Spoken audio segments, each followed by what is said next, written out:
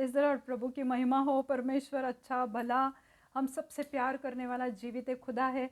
और एक दिन परमेश्वर ने मुझे दिया है, हम सबको दिया है, और फिर एक बार हम इकट्ठा हुए हैं और एक बार मैं आपके सामने प्रस्तुत हो रही हूँ। मैं रेवरेंड शर्मिला चोपड़े मेरे यूट्यूब चैनल पे आप सबका तहे दिल से स्वागत करना चाहती हूँ। जितने भी मेरे सब्सक्राइबर्स हैं, व्यूअर्स हैं, जितने भी यहाँ पे मेरे भाई बहन हैं, मैं सबके लिए परमेश्वर को धन्यवाद देना चाहती हूँ। और परमेश्वर आप सबको बहुत ऐसे आशीषित करे। मैं विश्वास करती हूँ कि आज के वचन के द्वारा परमेश्वर आपसे बात करेगा। आइए हम प्रार्थना करते हैं। अपने सर को झुकाएंगे, आंखें बंद करेंगे। धन्यवाद देते हैं मेरे खुदा, आसमानी खुदा। हम आपके पवित्र सानिध्य में आते हैं परमेश्वर। प्रभु, जो भी तकलीफ़ है, दर्द है, परेशानी है हमारे जीवन की, प्रभु वो सब आज हम आपके पवित्र हाथ में देते हैं।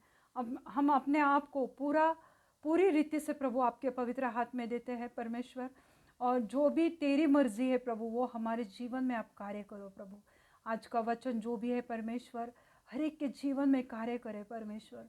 जैसे कि परमेश्वर आपने कहा है, जहाँ पे 2 या 3 इकट्ठा मेरे नाम से, वहाँ पर आप हैं। हाँ प्रभु, मैं विश्वास करती हूँ कि आपका पवित्र आत्मा इस जगह पे मौजूद है परमेश्वर। मैं धन्यवाद देती हूँ प्रभु। सबको प्रभु मैं आज आपके पवित्र हाथ में देती हूँ। ये वचन सुनने को प्रभु उनको इच्छा दो, वचन के अंत तक उन्हें बने रहने की इच्छा दो परमेश्वर। और सबको बहुत अच्छे आशीषित करो। ये वचन उनके जीवन में 100 गुना फल लेकर आए। सब विनती प्यारे यीशु मसीह के नाम से मांगती हूँ, आप इसे सुनिए और दया से कबूल कीजिए। आमीन आमीन। पिछली बार जैसे कि आप लोगों को पता है कि हमने उपवास के बारे में देखा था कि उपवास हम क्यों करते हैं, कैसे करते हैं। और हमने देखा कि जब लेंट के समय में 40 डेज़ के फास्ट रहते हैं, कोई करता है कोई नहीं करता है, जिसकी उसकी मर्ज़ी है। पर मेरा तो ये मानना है कि हमने उपवास करना चाहिए। साल में कभी भी करो, तुम हफ्ते में एक बार करो, ज़रूरी नहीं कि 40 दिन के ही फास्ट करो, पर उपवास तो करो। आजकल ऐसे प्रथा हो गई कि उपवास ही मंडली में से निकल गया है। लोग आज उपवास को इतना इम्पोर्टेंस नहीं देते हैं। पर आज हम, जैसे कि हमने पिछली बार यशायाह की किताब उसका 58 अध्याय हमने देखा था। तीसरे वचन से लेके 3-4 हमने 2 वचन के ऊपर देखा था। परमेश्वर कहता है कि तुम उपवास किसके लिए करते हो? क्या तुम मेरे लिए उपवास करते हो? नहीं करते हो। तुम तुम्हारे ज़रूरतों के लिए उपवास करते हो कि मुझे अच्छा पति मिलना चाहिए, मुझे अच्छी पत्नी मिलनी चाहिए, मुझे घर चाहिए, मेरे कर्ज़ों से मुझे आज़ादी चाहिए। तो ये सब बातों के लिए तुम अपने आप के लिए उपवास करते हो। पर परमेश्वर प्रभु यीशु मसीह कहता है कि क्या तुम मेरे लिए तुमने उपवास किया है?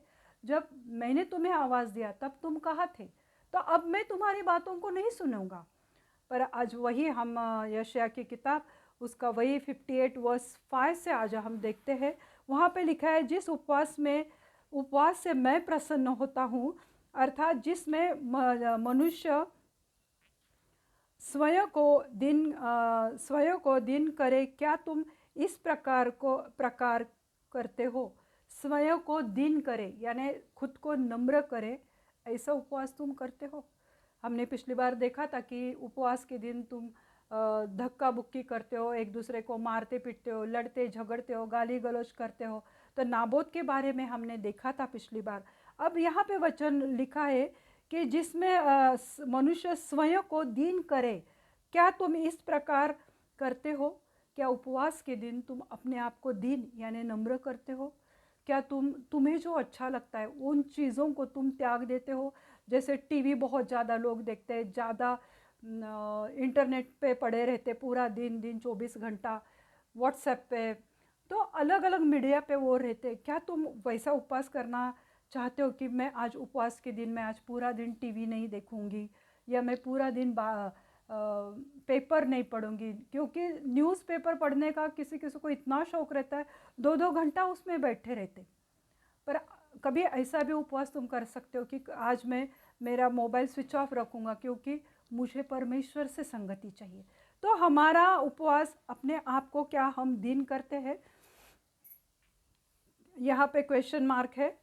क्या सिर को झाऊ के समान झुकाना, अपने नीचे टाट बिछाना और राख फैलाने ही को तुम उपवास कहते हो?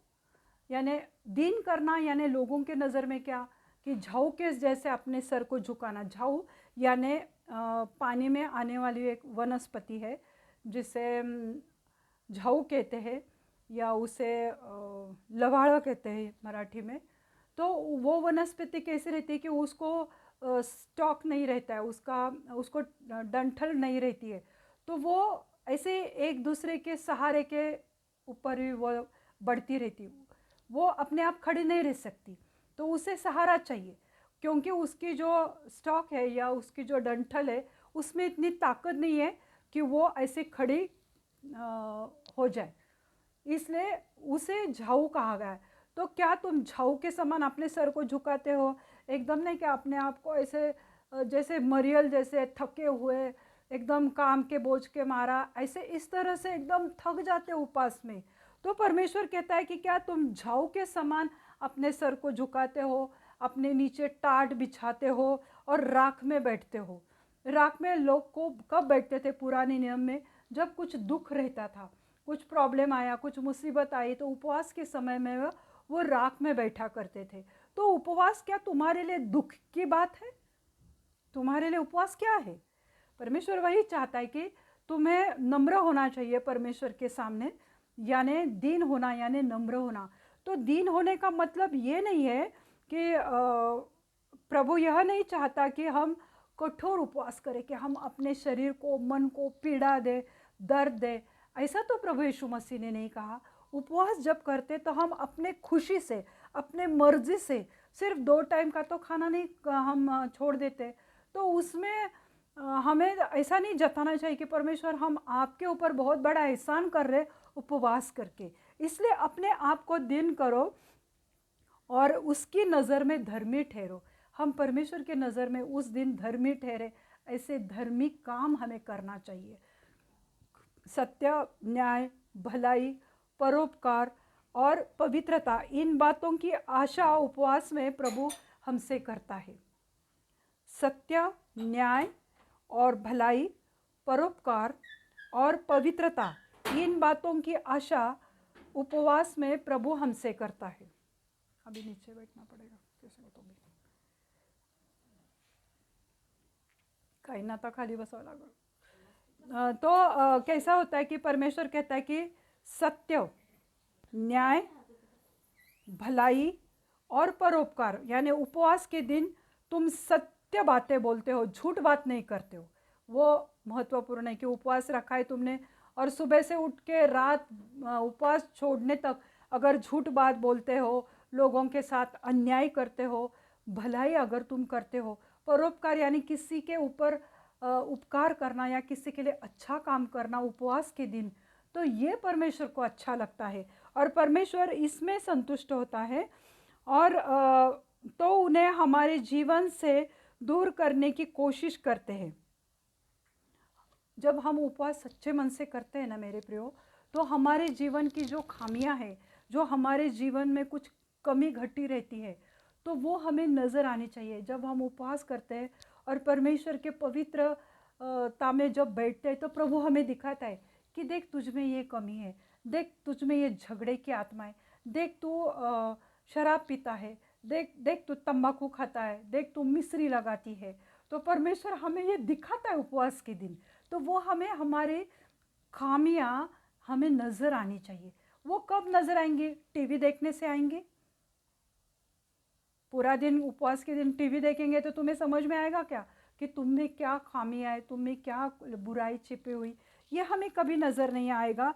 तो परमेश्वर चाहता है कि हमें उपवास जब हम करते हैं तो हमें दीन होना चाहिए, पर झाऊ के समान सर नीचे झुका कर नहीं। झाऊ मतलब वो जो वनस्पति मैंने बताया, तो ये जो झाऊ रहती है, तो ये क्या बताता है?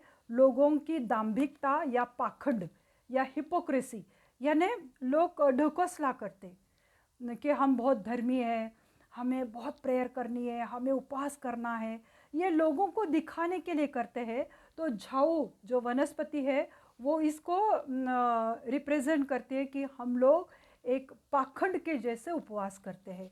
तो परमेश्वर ऐसे पाखंडी उपवास परमेश्वर को अच्छा नहीं लगता है। हम उपवास सच्चे मन से, सच्ची भावना, सच्चे अनुभूति, अनुभूति मतलब सच्चे अनुभव करके कि परमेश्वर मेरे साथ है, मैं उपवास में बैठी हूँ, मुझे पूरा दिन परमेश्वर से बातें करना है, ना बच्चों से झगड़ा करना है, ना दिन भर हम काम करेंगे, पड़ोसी के साथ गप्पे मारेंगे, निंदा करेंगे, ये ऐसे हो गए, उसका लड़का भाग गया, इसने ये किया। उपवास के दिन तुम ये काम करते हो तो ये परमेश्वर को अच्छा नहीं लगता है। परमेश्वर कहता है कि तुम सच्ची भावना, भावना मतलब तुम्हारी भक्ति चाहिए, तुम्हें परमेश्वर के साथ लगाव होना चाहिए कि नहीं प्रभु मुझे आज कुछ नहीं चाहिए, तुमने मेरे हैसियत से बढ़कर दिया है, आज प्रभु मुझे तेरी संगति चाहिए, आज प्रभु मुझे तुझसे बात करनी है परमेश्वर, आज इसलिए मैंने उपवास रखा है कि मैं तेरी संगति चाहती हूँ। क्या हम इस तरह से उपवास करते? नहीं, हमारे पास लंबी लिस्ट रहती है, मेरे कर्जे चले जाए, मेरे बच्चे अच्छे हो जाए, मेरे बेटे की शराब छूट जाए, लड़की अच्छी पढ़ाई करे, लड़के को अच्छी लड़की मिले, बच्चे बाल बच्चे पोता पोतरी घर में चाहिए, तो हम इसके लिए उपवास करते हैं। पर हम परमेश्वर के लिए कभी हमने उपवास किया है? ये हमें आज देखने की ज़रूरत है। और जब हम इस तरह से करते हैं तो दूसरों को जताने के लिए नहीं कि हम उपवास करते हैं, अगर हम दूसरों को दिखाते कि हम उपवास करते हैं तो हमसे बात मत करो, आज हम उपवास में हैं, तो लोगों को दिखाने की क्या ज़रूरत है? और अपने आप को भी हम धोखा देते कि आज हमने उपवास किया और थक हार झाऊ के जैसे पूरा दिन पड़े रहते, सोए रहते, नहीं मुझ में जान ही नहीं, अरे बेटा कुकर लगा, अरे बेटी भाजी कर दे, मैं उपवास में हूँ ना, मुझसे नहीं हो रहा है। वो तो परमेश्वर नहीं चाहता कि तुम ऐसे कठोर उपवास करो, परमेश्वर चाहता है कि तुम सच्ची भावना से उपवास करो। और उपवास करते तो अपने आप को भी फंसाते कि मैं उपवास कर रहा, अरे उठ खड़े हो जा, काम करो, फ्रेश रहो ना। प्रभु तो कहता है कि सर पे तेल मोलो, मुंह धो लो, क्यों? दिखाने के लिए नहीं, फ्रेश रहने के लिए, परमेश्वर का संगति करने के लिए। ये नहीं कि चलो भाजी लेके आओ, चलो ऑर्डर करो, होटल से मंगाओ, क्योंकि मैं उपवास कर रही हूँ। ये हम अपने आप को धोखा देते हैं। हम उपवास कैसे करते हैं इसका लेखा जोखा हमें परमेश्वर को देना है। अगर उपवास के दिन तुम मतलब मैंने पिछली बार भी कहा था कि हम जो 40 दिन के उपवास करते हैं तो ये हमारी धार्मिकता सिर्फ 40 दिन की है। मतलब पूरे साल जो करना है करते हैं, व्यभिचार करना है, जो करना है, गंदी बातें सब करते, और इस 40 दिन में अपने आप को धर्मी दिखाने की कोशिश करते हैं, तो हम अपने आप को धोखा देते हैं। और परमेश्वर वो देखता है ना कि हम पड़ोसी के लिए करते हैं उपवास, पास्टर के लिए करते, चर्च के लिए करते, किसको दिखाने के लिए करते, तो उसका लेखा जोखा यानी हमें उसका हिसाब परमेश्वर को देना पड़ेगा कि तुमने उपवास कैसा किया। तो प्रभु कहता मत करो ना, तुमसे नहीं होता है तो इससे अच्छा है मत करो। और यही बहुत सारे मंडली में सिखाया जाता है, इसलिए लोगों ने उपवास ही छोड़ दिया, उन्होंने परमेश्वर से संगति करना ही छोड़ दिया कि अरे परमेश्वर हमसे लेखा जोखा लेगा, परमेश्वर हमारा हिसाब लेगा, तो अच्छा है ना उपवास ही नहीं करने का। तो तुम्हारा और परमेश्वर का नाता कैसे मजबूत होगा? क्योंकि यीशु मसीह ने खुद कहा है मत्ती की किताब में कि इस तरह के जो दुष्ट आत्मा है वो उपवास और प्रार्थना के बगैर नहीं जाती है। अगर हमारे जीवन में चमत्कार चाहिए, अगर तुम जो चाहते हो वो तुम्हारे जीवन में हो जाए, तो तुम्हें सच्ची भावना सच्चे मन से तुम्हें उपवास करना पड़ेगा। उसी में 6वें अध्याय में लिखे, जिस उपवास से मैं प्रसन्न होता हूँ वह क्या यह नहीं कि अन्याय से बनाई हुई दासी और अंधेरा सहने वाला जुआ तोड़कर उसको छुड़ा लेना और सब जुओं को टुकड़े टुकड़े कर देना। यानी जुआ तोड़ना, अगर कोई किसी के ऊपर अन्याय कर रहा है, हमें दिखाई दे रहा है, तो वो अन्याय का जुआ तोड़ दो। कोई बीमार है, बीमारी का जुआ तोड़ दो। इसका मतलब क्या कि तुम उपवास के दिन प्रार्थना करो किसी के लिए, तो भी जो बंधन में है, जो दुष्ट आत्मा से पीड़ित है, जो कर्जों के बंधन है, वो जो पीढ़ी पीढ़ी के कभी कभी हम देखते बीमारियों के बंधन है, तो वो जुए रहते, तो वो जुए मतलब वो बंधन को तोड़ना है उपवास के दिन। बस बैठ के मस्त गप्पे मारने या पूरा दिन चाय पीते रहना क्या, ताकि हमें भूख ना लगे? तो ये ऐसा उपवास होता है क्या मेरे प्रियो? जुआ तोड़ना मत्ती 27:21 में परमेश्वर कहता है, पर यह जाति बिना प्रार्थना और उपवास से नहीं निकलती। क्योंकि एक छोटे बालक को मिर्गी की बीमारी थी और उसके शिष्यों ने, प्रभु यीशु मसीह के चेलों ने उसके लिए बहुत देर तक प्रार्थना की पर कुछ नहीं हुआ। पर जब प्रभु यीशु मसीह आया वहाँ पे, प्रभु यीशु मसीह ने प्रार्थना किया तो तुरंत वो लड़का ठीक हुआ। तब चेलों ने बोला कि प्रभु आपने कैसे किया? तब प्रभु यीशु मसीह ने उन्हें कहा कि तुम्हारा विश्वास बहुत कम है, तुम विश्वास से मांगते नहीं इसलिए तुमको नहीं मिलता। और प्रभु यीशु मसीह ने कहा कि इस जाति यानी इस तरह की बीमारी, इस तरह के दुष्ट आत्मा बिना उपवास और प्रार्थना के नहीं जाते। अगर मंडली में उपवास और प्रार्थना नहीं है तो वो मंडली में ढकोसला है, वो मंडली शायद झूठी हो सकती है। क्योंकि उपवास ही नहीं करते तुम लोग तो तुम्हारे जीवन का क्या मतलब बनता है? 7वें वचन में लिखा है, क्या यह नहीं उपवास अपनी रोटी भूखों को बांट देना, अनाथ और मारे मारे फिरते हुओं को अपने घर लाना, किसी नंगा को देखकर वस्त्र पहनाना और अपने जाति भाइयों को यानी विश्वासियों से अपने आप को न छिपाना। अगर विश्वास करते हो परमेश्वर पे और विश्वास से उपवास करते हो तो उपवास के दिन किसी की तो मदद करो मेरे प्रियो। अगर तुम्हारे घर पे कोई मदद के लिए आ रहा है तो उसकी हेल्प करो ना, क्योंकि परमेश्वर अनाथ, विधवा, निराश्रित उनकी मदद परमेश्वर करना चाहता है। परमेश्वर कहता है अगर तुम किसी भूखे को खिलाते हो ना तो वो तुमने मुझे दिया, ऐसा होता है। अगर किसी नंगे को तुम वस्त्र पहनाते हो तो तुमने मुझे वस्त्र पहनाया। अगर जिसको घर ने उसको तुमने ठिकाना दिया तो वो मुझे दिया। प्रभु कहता है कि वो मुझे मिलता है। अगर तुम उपवास के दिन अपना ही पेट भर भर के खाओगे, दूसरों को नहीं देंगे। इसलिए बहुत सारे चर्चेस में ऐसा होता है कि उपवास के दिन जो अपना खाना, जो जैसे 2 टाइम का हम खाना बनाते तो 1 टाइम का खाना पैकेट्स में बंद करके गरीब लोगों में बांट दिया जाता है। ये प्रथा है कि अपना वो बचा हुआ खाना किसी को तो भी दो। नहीं तो उपवास के दिन जैसे हमें पूरा महीने में अगर 20 किलो गेहूँ लगते हैं तो उपवास में हमें शायद 10 किलो ही लगेंगे। तो 10 किलो के वो जो पैसे हैं जो ज़रूरतमंद है उसको दो। जो मंडली के तुम्हारे पास्टर है शायद उनके ज़रूरत है, उनको दो। तो ये रहता है मेरे प्रियो। और वो उपवास में तुमने ये सब कुछ करना चाहिए। मत्ती 25 और 40 में लिखा है, तब राजा उन्हें उत्तर देगा, मैं तो तुमसे सच कहता हूँ कि तुमने जो मेरे छोटे से छोटे सॉरी, तुमने जो मेरे इन छोटे से छोटे भाइयों में से किसी को किसी एक के साथ किया वह मेरे साथ किया है।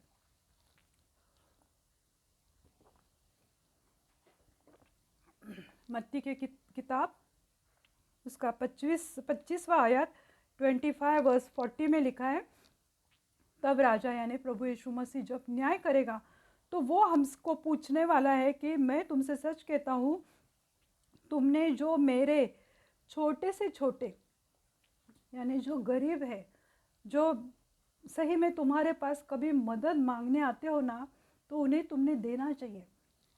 हमें क्या लगता है सिर्फ हम ऑफरिंग देते हैं, 1/10 चर्च में लाते हैं तो इससे हमें लगता है कि हमने बहुत तीर मारा, तो अब हमें किसी और काम करने की ज़रूरत नहीं। लोगों को लगता है कि हम बहुत बड़े बड़े डोनेशंस दे रहे, बड़े बड़े मंडली में बड़े बड़े ऑफरिंग तुम दे रहे हो, पर उसी समय तुम गरीब को ध्यान नहीं देते हो तो क्या फ़ायदा।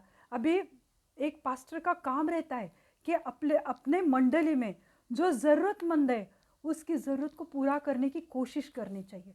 बहुत सारे चर्च में मैंने किसी एक चर्च में मैंने देखा था या सुना था, वहाँ पे ऐसा कहा जाता है कि चर्च में पैसा आना चाहिए, चर्च से पैसा बाहर नहीं जाना चाहिए। क्यों नहीं जाना चाहिए? जब तुम्हारे यहाँ इतना सारा ऑफरिंग आता है, इतना सारा डोनेशन आता है तो जो ज़रूरतमंद है, क्योंकि लोगों को नहीं लगता है कि हर बार जाके पास्टर से भीख मांगे। नहीं, कभी कभी ऐसा होता है कि वो सच में कोई बड़ी परेशानी में है, सच में उसके पास कुछ बीमारी है और एक पिता के हिसाब से हैसियत से या एक माता के हैसियत से वो पास्टर के पास आता है कि क्या पास्टर मुझे कोई सहायता मंडली से मिल सकती है। तो हम क्यों ना करें। उपवास तो हम करते हैं पर हम अगर हमारी मंडली की सहायता नहीं करते, ज़रूरतमंद की ज़रूरत हम पूरी नहीं करते तो ये कैसा उपवास। और इस बात से क्या परमेश्वर प्रसन्न होता है कि हम देख रहे हैं कि अरे ये भाई के घर में खाना नहीं, हम देख रहे हैं कि ये भाई के पास घर नहीं, पर हम उसकी सहायता करते हैं। तो ये कैसी मंडली? मैं तो कहूँगी ऐसी झूठी मंडली है, क्योंकि ऐसे भी बहुत सारी मंडली की जहाँ पे लाखों के हिसाब में डोनेशन आता है, पर उतना ही वो गरीब लोगों में बांटते हैं, उतना ही वो लोगों को पूरे महीने का राशनिंग देते, उनकी बहू लड़कियों की शादी करा के देते, पूरा सामान उनको शादी का देते। इतना सब कोई कोई ऐसे बड़े बड़े पास्टर्स है कि जिनके मन में ये परमेश्वर ने डाला है, और वो मंडली सही में परमेश्वर के दृष्टि में आशीर्वादित है, आशीषित है, क्योंकि वो मंडली की चिंता करते, फिक्र करते कि मेरी मंडली को क्या चाहिए। आज हम भी बहुत बड़े बड़े डोनेशंस देते हैं, पर हम ये नहीं देखते कि मेरे पास, मेरे घर में, मेरे आसपास कोई गरीब है, विधवा है, अनाथ है, पर मैं उसको मदद नहीं कर रहा हूँ, और मैं बड़े बड़े डोनेशंस दे रहा है। तो ये तो नहीं हो सकता ना। क्या परमेश्वर इससे खुश है? मत्ती 25:40 में स्पष्ट लिखा है कि जब तुम किसी को देते हैं कि जो गरीब है, विधवा है, अनाथ है, निराश्रित है, जिनका कोई नहीं है, उनको अगर तुम देते, तो प्रभु यीशु मसीह कहता है कि वो मुझे तुम नहीं दिया। अगर तुम सच्चे मन से ऐसा उपवास करना चाहते हो, तो प्रभु तुम्हें कभी निराश नहीं करेगा। प्रभु खुश होता है जब लोग उपवास में ज़रूरतमंद लोगों की सहायता करते। पर हमारे जो विश्वासी लोग हैं, उनकी सहायता करो, कि जो परमेश्वर को मानते हैं, जो परमेश्वर पे विश्वास करते हैं। एक शराबी को तुम देते रहोगे, एक मस्त तुम्हारे पैसे लेके कोई होटल में जाके खाना खा रहा है, और उनकी तुम्हें लग रहा है अरे मैंने ज़रूरतमंद को सहायता की, और मस्त वो अपना पैसा लेके होटल में जाते। तो वो नहीं है, तुमने तो सच्चे मन से किया, पर उसका अगर दुरुपयोग होता है तो वो भी नहीं करना है हमें। पर हमें ऐसे विश्वासी को मदद करनी है कि जिसको सही में ज़रूरत है, और परमेश्वर उसका तुम्हें प्रतिफल दिए बगैर नहीं रहेगा। और हमारी मंडली की ज़रूरत हमें देखनी चाहिए, और उसे देकर हम उसकी सहायता हमने करनी चाहिए। 8वें वचन में हम देखते हैं, अभी ये मैंने आप लोगों को सिखाया कि उपवास कैसा है, क्यों करना है, कैसे करना है, ये मैंने 2 भाग में सिखाया। पर प्रभु का वचन जो है कि मुझे जो पसंद है, अगर ऐसा तुम उपवास करते हो कि तुम हिपोक्रेसी नहीं करते हो, तुम दिखावा नहीं करते, पाखंड नहीं करते, तुम सच्चे मन से परमेश्वर के पास आते हो, और तुम प्रभु यीशु मसीह के लिए अगर उपवास करते हो, तुम अपने आत्मिक वृद्धि के लिए अगर उपवास करते हो, तो प्रभु तुम्हें क्या देना चाहता है, ये मैं पढ़ूंगी। यशायाह की किताब, उसका 58 चैप्टर और 8 आयत में हम देखते हैं, तब मेरा प्रकाश पौ फटने के समान चमकेगा। मेरा प्रकाश तेरे पौ फटने के समान चमकेगा। पौ फटना मतलब क्या? पौ फटना मतलब पैर फट जाना। अर्ली मॉर्निंग, जो भोर का जो प्रकाश रहता है, जो भोर को सुबह जो एक लालिमा आती है, या सुबह जो लाल सूरज रहता है और उसकी जो किरणें निकलते हैं, तो वो मन भावनी रहती है, उससे मन को शांति मिलती है, खुशी मिलती है। तो प्रभु कहते हैं कि ऐसा प्रकाश तुम्हारे ऊपर आएगा अगर तुम इस रीति से उपवास करते हो। तो जो पौ फटने के समय के समान चमकेगा प्रकाश, और तो शीघ्र चंगा हो जाएगा। सालों साल लोग उपवास प्रार्थना करते हैं, पर उनके घर से गरीबी नहीं जाती है, उनके घर से कर्जे नहीं जाते, उनके घर से झगड़े नहीं खत्म होते, क्योंकि उनका उपवास ही सही ढंग से नहीं है। पर अगर मैंने जो 2 भागों में आपको सिखाया, उस रीति से अगर तुम उपवास करते हो, तो प्रभु ने कहा कि शीघ्र, शीघ्र मतलब इमीडिएटली, उधर ही उधर, एकदम तुरंत मैं तुम्हें चंगा करूँगा, ठीक करूँगा, तुम्हें पूरी रीति से बीमारी से ठीक कर दूँगा। अगर तुमने अपने परमेश्वर के लिए उपवास किया और नम्रता से प्रभु के सामने आए, और तुमने परमेश्वर को सच्चे मन से मांगा कि प्रभु मेरी ये बीमारी और मुझे ठीक कर, तो प्रभु कहता है मैं तुझे उसी टाइम चंगा करूँगा, क्योंकि तूने भूखों को खिलाया, क्योंकि तूने गरीबों की सहायता की। लॉकडाउन में एक ऐसी घटना हुई थी मेरे पास। तब ऐसा हुआ था कि मेरे बेटे का जॉब चला गया था, और मेरे पास भी फाइनेंशियली बहुत, मैं उस वक्त स्टेबल नहीं थी। अभी की बात है, पिछले साल की। और अचानक मेरे घर की डोर बेल बजी, तो मैंने देखा एक भाई मेरे दरवाजे में खड़े थे। वो कुछ साल पहले एक समझो 10-12 साल पहले वो मेरे पास प्रेयर के लिए आते थे। वो खुद डिप्रेशन में थे, उनकी फैमिली बहुत डिस्टर्ब रहा करती थी। वो भाई एकदम परेशान, हमेशा ऐसा ही रहता था।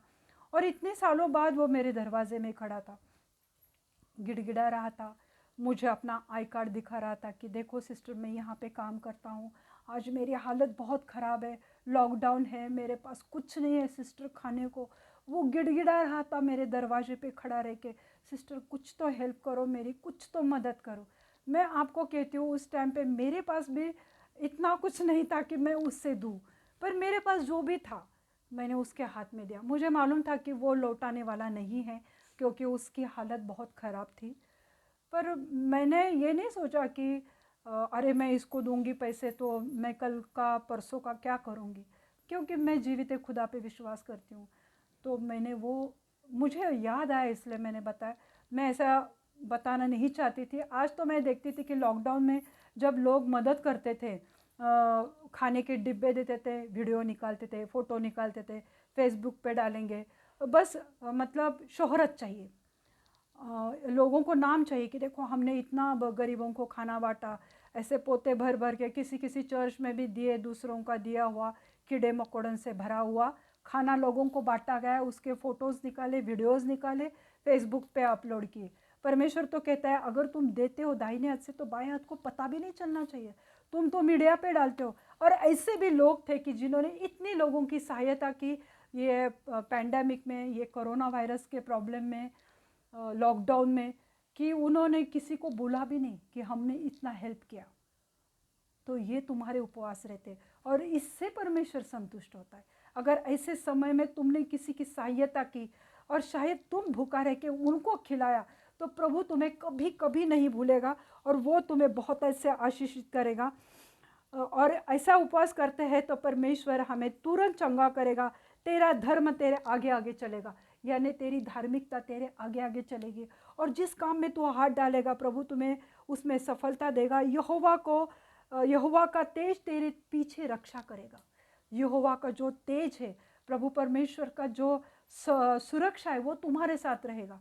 तुम्हारा एक्सीडेंट भी हुआ तो भी तुम्हारा एक हड्डी भी नहीं टूटेगी, न तुम मर जाओगे, क्योंकि यहोवा का तेज तुम्हारे साथ है, वो तुम्हारे संग है। क्योंकि तुमने उपवास के दिन गरीबों को खिलाया, किसी निराश्रित को तुमने आश्रय दिया, किसी विधवा को, किसी अनाथ को तुमने सहायता की। परमेश्वर को कभी नहीं भूलता है। तब तो पुकारेगा और यहोवा तुझे उत्तर देगा। पहले भाग में हमने देखा था, प्रभु कहता है कि इस तरह से पाखंड वाले तुम उपवास करते हो तो मैं तुम्हें कोई उत्तर नहीं दूंगा। पर इस तरह से, जैसे 2 भागों में मैंने सीखा, अगर तुम सच्चे मन से, पूरी भावना से, लगन से, परमेश्वर से प्रेम करके उपवास करते हो, तो प्रभु कहते हैं कि जब तू पुकारेगा ना, जब तू आवाज़ देगी, वो भले रात रहेगा, रात का अंधेरा भी तेरे जीवन से मैं हटाऊंगा, उजियाला तेरे जीवन में लाऊंगा, और तू जब आवाज़ देगी तो मैं तुझे जवाब दूंगा। लोग कहते हैं आज हमारे प्रार्थनाओं का जवाब नहीं मिलता है, क्योंकि तुम्हारी धार्मिकता कैसी है वो तुमने खुद देखना चाहिए। और वह कहेगा हाँ मैं यहाँ हूँ, हाँ मेरी बेटी तू प्रार्थना कर रही है, तू मुझसे मांग रही है, हाँ मैं यहाँ हूँ, मैं सुन रहा हूँ, बोल तुझे क्या चाहिए। परमेश्वर हमें उपवास में ये इनाम देने वाला है। अकाल के समय में तुझे तृप्त करेगा। जब जगह जगह अकाल पड़ता है ना, जैसे हम 2019, 2021 में हमने ये पैंडेमिक देखा, ये पैसे की प्रॉब्लम हमने देखी, हमने सब तरह की बीमारी, मौत, गरीबी, हालात सब देखा हमने। पर उस समय में भी परमेश्वर ने क्या तुम किसी को भूखा रखा? सब खा पी रहे थे ना, तृप्त किया परमेश्वर ने। परमेश्वर कहता है कि मैं तुम्हें ऐसे हालातों में, मैं तुम्हें खाना, मैं तुम्हें अनाज दे के तृप्त करूँगा और तेरी हड्डियों को हरी भरी करेगा। तुम उपवास करके झाऊ के समान अपना मुंह करेंगे तो तुम्हारी हड्डी भी सूख जाएगी, क्योंकि तुम पाखंड कर रहे, क्योंकि तुम दिखावा कर रहे। पर जब सच्चे मन से प्रार्थना करते हो, उपवास करते हो, अपनी गंदी आदतों को छोड़ते हो, सिर्फ 40 दिन की धार्मिकता परमेश्वर को पसंद नहीं है, क्योंकि जब 41वां दिन आता है तब तुम शराब पीते, डीजे लगाते हो और ईस्टर मनाते हो, रेजरेक्शन डे मनाते हो, तो प्रभु को वो पसंद नहीं है। पर जब तुम धार्मिकता से रहते हो तो प्रभु कहता है कि तेरी हड्डियों में मैं हरी भरी करूँगा। एक पेड़ रहता है, अगर उसकी डंडियाँ या उसके पत्ते सूखे हुए तो हम उसको काट के फेंक देते, पर एक हरा भरा पेड़, खेत हम लोगों को देखने को भी अच्छा लगता है। उसी रीति से प्रभु तुम्हारी हड्डियों में ताकत देगा। तुम कभी हड्डियों की वजह से बीमार नहीं रहोगे, क्योंकि तुमने सच्चे मन से, पूरे मन से अपने जीवित खुदा को, अपने आसमानी खुदा यीशु मसीह को तुमने ढूंढने की कोशिश की, तुमने उसमें समय बिताया, प्रार्थना उपवास किया, और उपवास के दिन तुमने किसी गरीब की सहायता की या तुमने किसी को मदद किया, तो परमेश्वर वो कभी नहीं भूलता है। जैसे कि हमारे यहाँ भी उपवास प्रार्थना मेरे मंडली में भी होते हैं, और एक बहन है मेरी कि वो है ऐसे एक दो बहन की वो हर उपवास के दिन वो कुछ ना कुछ खाने को लेकर आते। देखो, खाना पीना न मैंने किसी से मांगा, न मैं चाहती हूँ, पर वो उनकी इच्छा है, और परमेश्वर उसका उन्हें दुगना तिगना प्रतिफल देने वाला है। आध्यात्मिक अंधकार और जुल्मों से प्रभु तुम्हें छुटकारा देगा। अगर तुम्हारे ऊपर कोई जुल्म कर रहा है, तुम्हें तकलीफ दे रहा है, कोई तुम्हें तंग कर रहा है, तुम्हारे ऑफिस में रहेंगे, तुम्हारे पड़ोस में रहेंगे, तुम्हारे सोसाइटी में रहने दो, कोई अगर तुम्हारे ऊपर जोर जुल्म कर रहा है या तुम्हारे घर में रहने दो, तो परमेश्वर उससे छुटकारा देगा, क्योंकि तूने सही ढंग से उपवास किया है। तो इतने सारे आशीष प्रभु तुम्हें देगा। तो आज मेरे प्रियो, निर्णय हमारा है कि हमें उपवास करना है या नहीं। मैंने कहती कि तुम ये 40 दिन के ही उपवास करो, जब तुम्हारा मन करता है, जब तुम्हें प्रभु की संगति चाहिए, जब तुम अपने स्पिरिट में, आत्मा में बढ़ना चाहते हो, तो तुम उपवास करो, और उपवास के प्रतिफल तुम्हें परमेश्वर बहुत अच्छे दे देगा। प्रार्थना करते हैं। धन्यवाद देते हो परमेश्वर, धन्यवाद देती हूँ मेरे जीवित खुदा। आप महान कार्य करने वाले महान धर्मी परमेश्वर हो प्रभु। आप जैसे धर्मी हो, अच्छे हो परमेश्वर, वैसे आप चाहते हो कि तेरे बच्चे भी वैसे बने प्रभु। हाँ प्रभु यीशु मसीह, हमें वो मन दे प्रभु कि तुम्हारे मन जैसा हमारा मन बनाओ प्रभु, ताकि हम दूसरे लोगों की सेवा करें, न सिर्फ ऑफरिंग और डोनेशंस देकर ही हम वहीं पे रुक जाए, पर आगे बढ़ के जिसको सहायता चाहिए हम उनकी सहायता करें। परमेश्वर ऐसा ही उपवास चाहता है। हाँ प्रभु, ये कृपा हमारे ऊपर करो प्रभु, कि हम किसके तभी आशीष का कारण बन जाए प्रभु। कृपा करो मेरे जीवित खुदा, लोगों को आशीषित करो परमेश्वर। उपवास उनके ऐसे व्यर्थ टीवी के सामने या झगड़े में, गाली गलौज में न जाने दो प्रभु। रहम करो मेरे जीवित खुदा उन लोगों पर कि जो भी उपवास कर रहा है, सिर्फ 40 दिन के लिए पाखंड या हिपोक्रेसी ना बने, तो वो सच्चे मन से उपवास करे। साल में जब कभी उनको लगे कि मैं परमेश्वर से बात करूं, तो उनके उपवास में प्रभु आप उनकी सहायता करो और उनकी प्रार्थनाओं को सुनो मेरे जीवित खुदा। आप महान कार्य करने वाले परमेश्वर है। आपने कहा इस तरह से अगर आप उपवास करते हैं तो मैं शीघ्र तुम्हें चंगाई दूंगा, यानी मैं तुरंत तुम्हें चंगाई दे दूंगा। हाँ परमेश्वर, आज मैं प्रार्थना करती हूँ मेरे यहाँ पे आए हुए सब भाई बहन को प्रभु आपके पवित्र हाथ में देती हूँ। जितने लोग मुझे वीडियो के द्वारा देख रहे हैं, जितने लोग मुझे यूट्यूब पे जुड़ रहे हैं प्रभु, सबको प्रभु आज इसी वक्त में आपके पवित्र लहू से धोकर शुद्ध करती हो प्रभु। हर एक के ऊपर प्रभु आपकी पवित्र आत्मा आने दो परमेश्वर। हर एक के घरों में आपके पवित्र आत्मा बहने दो प्रभु। हर एक के जीवन में प्रभु आपके पवित्र आत्मा कार्य करने दो प्रभु। जो भी बीमार है, जो भी परेशान है, जो भी तकलीफ में से जा रहे हैं मेरे जीवित खुदा, आज आप उनके जीवन में कार्य करो प्रभु। प्रभु प्रार्थना करती हूँ मेरे जीवित खुदा, हर एक को चंगाई दो परमेश्वर। जो कोई उपवास कर रहा है प्रभु, उनके जीवन में आप फल लेकर आओ प्रभु, और उन्हें आपसे मिलने की इच्छा दो प्रभु। प्रभु मैं आज प्रार्थना करती हूँ परमेश्वर, आप जीवित खुदा है परमेश्वर, अद्भुत और महान परमेश्वर हो प्रभु। प्रार्थना करती हूँ जो भी आज ऑनलाइन मुझे देख रहे या यहाँ पे जो भी बीमार है परमेश्वर, हर एक एड्स, कैंसर, ट्यूमर की पेशेंट को यीशु मसीह के नाम से मैं उनको आज़ाद करती हूँ वो बीमारी से प्रभु। जो भी ब्रेस्ट कैंसर है, ब्लड कैंसर है प्रभु, हड्डियों के कैंसर है प्रभु, हर एक कैंसर को मैं डांटती हूँ यीशु मसीह के नाम से। जो भी रसोली है परमेश्वर, वो ब्रेस्ट में है या ब्रेन ट्यूमर है, यीशु मसीह के नाम से निकल जाए इसी वक्त प्रभु। उनको छुओ प्रभु, और हर एक गांठ रसोली उनके शरीर से निकल जाए प्रभु।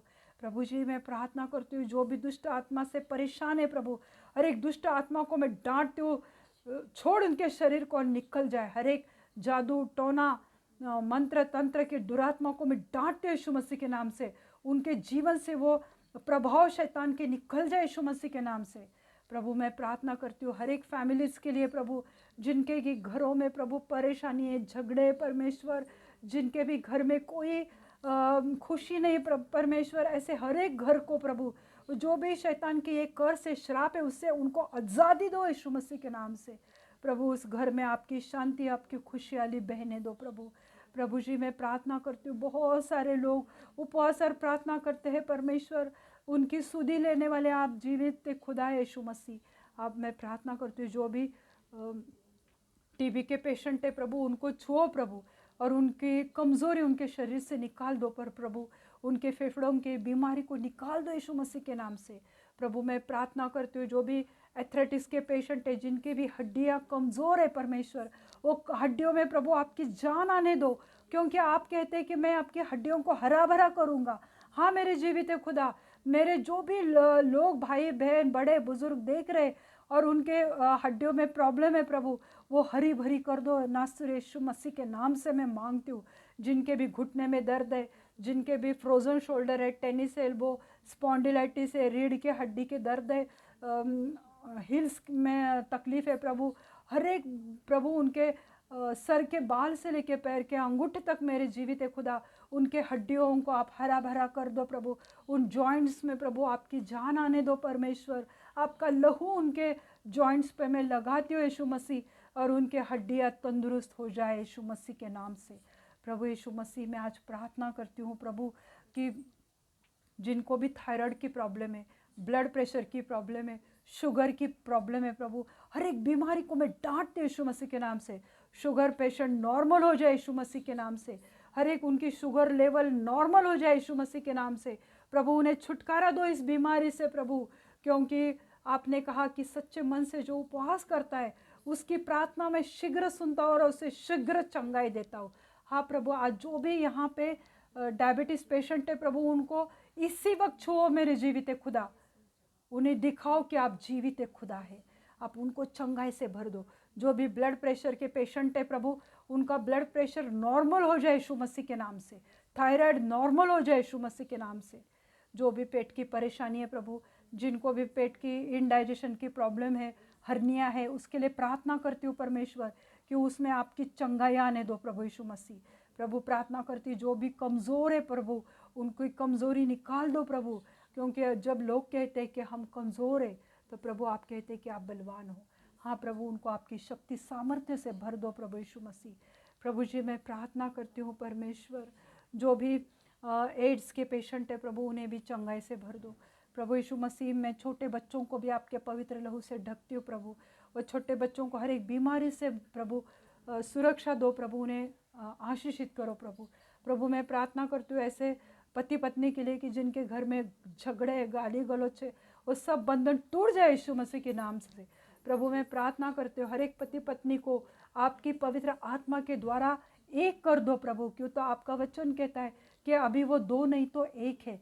मेरे जीवित खुदा उन्हें एक करो प्रभु, उनमें जो भी गलत फहमियाँ यीशु मसीह के नाम से निकल जाए प्रभु, उन्हें एक करो प्रभु। जो भी बच्चे के लिए चाहते हैं प्रभु, उनके गर्भ को छू लो प्रभु, उनके वो पति पत्नी में अगर कुछ कमी घटी रहेंगी वो उसको निकाल दो यीशु मसीह के नाम से। एक हेल्दी अच्छे तंदुरुस्त बच्चे से उन्हें आशीषित करो प्रभु। प्रभु मैं प्रार्थना करती हूँ मेरे जीवित खुदा जिनको भी जॉब नहीं है प्रभु, उन्हें अच्छे जॉब से आशीषित करो प्रभु। जिनके बिजनेस में प्रॉब्लम हुई है प्रभु, उनके बिजनेस में अच्छे बढ़ोतरी आने दो प्रभु। प्रभु यीशु मसीह मैं प्रार्थना करती हूँ मेरे जीवित खुदा, जो कोई अपने लाइफ पार्टनर के लिए सोच रहा है, ढूंढ रहा है, प्रार्थना कर रहा है, मेरे जीवित खुदा अपने पवित्र भंडार से प्रभु उन्हें अच्छे लाइफ पार्टनर से आशीषित करो परमेश्वर। आप हर एक को याद करने वाले परमेश्वर हो, हर एक की सुधि लेने वाले परमेश्वर हो प्रभु, महान परमेश्वर आप ही हो प्रभु। मैं आपको धन्यवाद देती हूँ प्रभु। जिनके भी स्किन प्रॉब्लम है परमेश्वर, हर एक सोराइसिस की प्रॉब्लम को मैं डांटती हूँ यीशु मसीह के नाम से प्रभु, हर एक स्किन प्रॉब्लम निकल जाए यीशु मसीह के नाम से प्रभु। मैं प्रार्थना करती हूँ हर एक बालों की समस्या निकल जाए यीशु मसीह के नाम से। जिनके छोटे एज में अगर बाल सफ़ेद हो रहे हैं, यीशु मसीह के नाम से वो बाल दोबारा काले कर दो प्रभु यीशु मसीह। प्रभु मैं प्रार्थना कर रही, जिनके भी बाल झड़ रहे प्रभु, उन्हें 100 गुना अच्छे बालों से आशीषित करो प्रभु, और हर एक को आपकी चंगाई से भर दो प्रभु। धन्यवाद देती हूँ परमेश्वर, धन्यवाद देती हूँ परमेश्वर। प्रभु मैं प्रार्थना करती हूँ, जो भी मैंने ये 2 भागों में उपवास के बारे में सिखाया प्रभु, प्रभु सही में लोगों के उपवास करने के तरीके बदल जाए और वो सच्चे मन से आपको देखकर उपवास करे प्रभु। ऐसी कृपा हर एक के ऊपर बरसाओ मेरे जीवित खुदा। महान परमेश्वर आप हो प्रभु, हम आपको धन्यवाद धन्यवाद और धन्यवाद देते हैं। आगे का समय प्रभु यीशु मसीह मैं आपके पवित्र हाथ में देती हूँ। सब विनती प्यारे यीशु मसीह के नाम से मांगती हूँ, आप इसे सुने और दया से कबूल कीजिए। आमीन। पिता पुत्र और पवित्र आत्मा की सहभागिता, पिता की प्रीति, पुत्र का अनुग्रह और पवित्र आत्मा की शांति आप सब पर अभी से लेके अंत तक बनी रहे। प्रभु अपना मुख प्रकाश आप पर डाले और प्रभु आप सबको शांति से भरे। आमीन। अगर इस वचन के द्वारा आप आशीषित हुए तो आप मुझे बता सकते हैं। आपने अपना समय दिया, इसलिए प्रभु को मैं धन्यवाद देना चाहती हूँ। God bless you all. Thank you.